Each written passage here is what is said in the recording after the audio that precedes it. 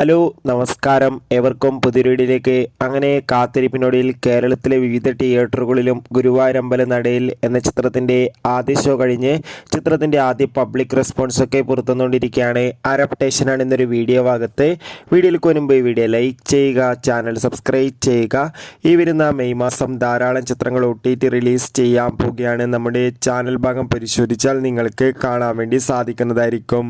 പൃഥ്വിരാജ്, ബേസിൽ Joseph, Anaswara Rajan, യോഗി ബാബു, ജഗദീഷ്, നിഖില വിമല എന്നൊക്കെ പ്രധാന കഥാപാത്രങ്ങളായെത്തി ഇന്ന് മെയ് 16-ാം തീയതി റിലീസ് ചെയ്ത ചിത്രമായിരുന്നു ഗുരുവായൂരമ്പല നടയിൽ. എല്ലാ സിനിമാ പ്രേമികളും ഒരേപോലെയായിരുന്നു ചിത്രത്തിൻ്റെ റിലീസിനായി കാത്തിരുന്നത്.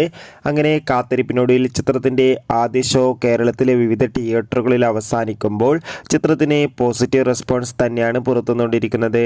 ചിത്രം കാണുന്ന പ്രേക്ഷകരെല്ലാവരും ഒന്നടങ്കം പറയുകയാണ്, ഗുരുവായൂരമ്പല നടയിൽ എന്ന ചിത്രം ഒരു മികച്ച കോമഡി ഫാമിലി എൻ്റർടൈൻമെൻ്റ് ആണെന്നും ചിത്രത്തിൽ പൃഥ്വിരാജിൻ്റെ മികച്ച അഭിനന്ദനെ കാണാൻ വേണ്ടി സാധിക്കുന്നുണ്ടെന്നും.